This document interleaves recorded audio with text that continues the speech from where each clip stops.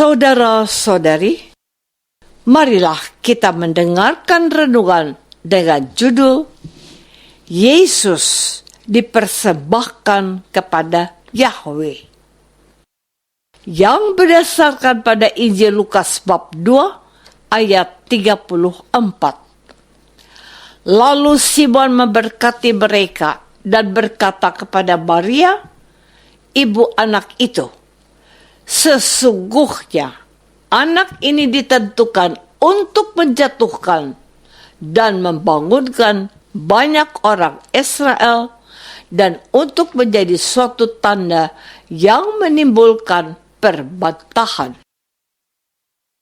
Dalam nama Bapa dan Putra dan Roh Kudus. Amin.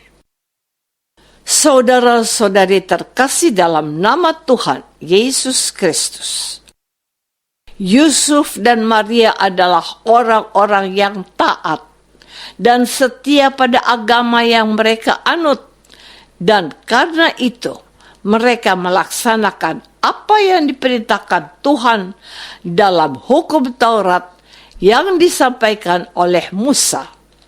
Semua anak-anak sulung harus dikuduskan bagi Allah dan harus mempersembahkan korban menurut apa yang difirmankan dalam hukum Tuhan, yaitu sepasang burung tekukur dan 2 ekor anak burung merpati.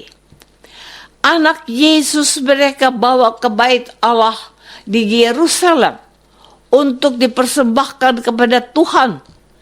Ada hal lain yang menarik yang ditulis oleh penginjil Lukas, yaitu 2 hal dan bahkan 3 catatan yang perlu diperhatikan oleh para Lukas, yaitu 2 hal yang bahkan 3 catatan yang perlu diperhatikan oleh para pendengarnya. Ada 2 sosok nabi dan nabiah, yaitu Simeon dan Hana, yang keduanya mengalami sukacita di masa tua mereka karena mereka boleh melihat juru selamat yang dijanjikan. Penantian mereka dalam doa di rumah Tuhan terbayar lunas. Yang menarik, Simeon mengucapkan firman kenabiannya, sesungguhnya anak ini ditentukan untuk menjatuhkan dan membangunkan banyak orang Israel dan untuk menjadi suatu tanda yang menimbulkan perbantahan. Maria, ibunya, mendengarnya.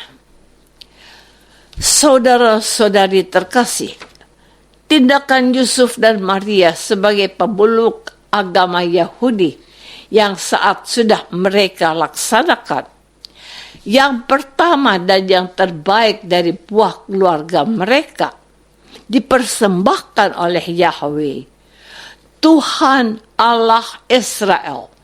Yesus yang untuk pertama kalinya dihadirkan dalam rumah Bapaknya itu mendatangkan sukacita setidak-tidaknya untuk 2 sosok beriman dan taat berdoa dalam rumah Allah, Simeon dan Hana. Pada kesempatan yang sama dinubuatkan oleh Simeon dan didengarkan oleh Maria, dan tentu saja Yusuf, bahwa Yesus yang membuat dirinya bergembira ria itu akan menjadi tanda kehadiran Allah untuk umatnya Israel.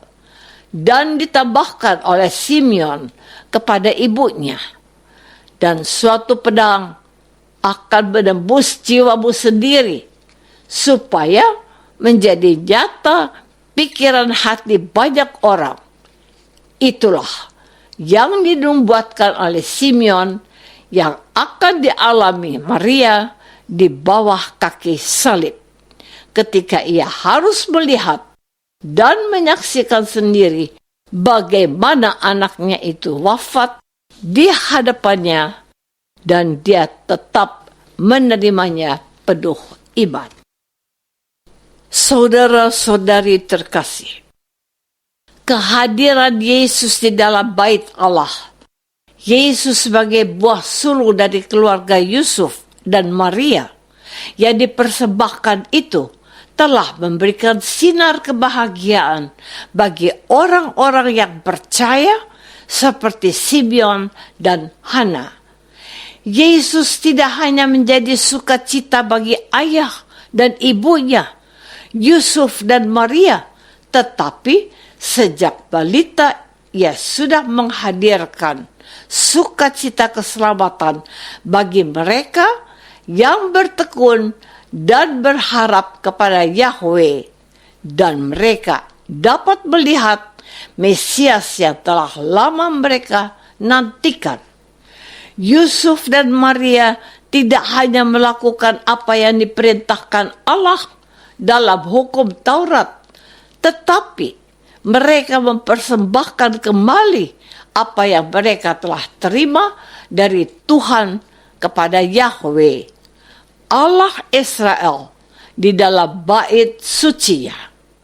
Yesus adalah anugerah yang diberikan Allah kepada ibunya Maria, bahwa ia akan mengandung dari Roh Kudus.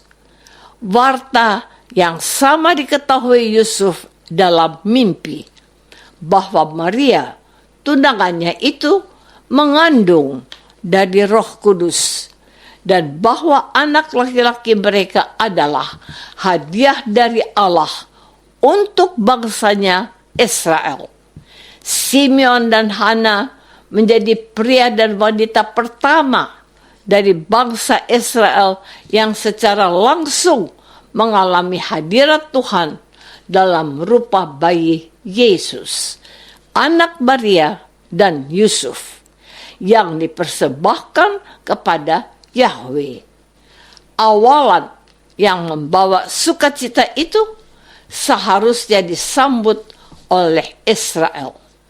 Namun, Simeon meramalkan bahwa Yesus akan menjadi buah perbantahan. Ibunya harus mengalami buah penolakan bagai sebilah pedang yang menembus jiwanya. Kita merayakan dalam liturgi gereja peringatan salib suci dan Bunda Maria yang berduka cita secara berurutan. Saudara-saudari terkasih, pesan apa yang dapat kita petik dari peristiwa ini? Pertama adalah contoh ketaatan Yusuf dan Maria sebagai orang yang taat pada Allah. Mereka mempersembahkan anak sulungnya kepada Tuhan. Contoh ini mengingatkan setiap keluarga Katolik dan Kristen untuk segera, mungkin tanpa menundanya, mempersembahkan anak-anak yang mereka lahirkan pada Tuhan dengan menerimakan sakramen baptis. Pendidikan iman anak harus menjadi pilihan dan tugas mereka untuk meneruskan iman yang telah mereka hayati. Bukankah itu juga janji mereka untuk mendidik anak-anak mereka secara Katolik saat mengucapkan janji pernikahan? Kedua adalah supaya kita memiliki kerinduan untuk datang dan merasa kerasan berada di dalam rumah Tuhan, serta menantikan janji-janjinya seperti yang dilakukan oleh Simeon dan Hana. Tuhan tidak akan mengecewakan orang-orang percaya dan yang mengandalkan Tuhan, serta bertekun dalam doa di dalam bait-Nya. Yang ketiga adalah, marilah kita bergembira karena Yesus mau lahir dan hadir di dalam hati kita yang adalah bait Allah Roh Kudus.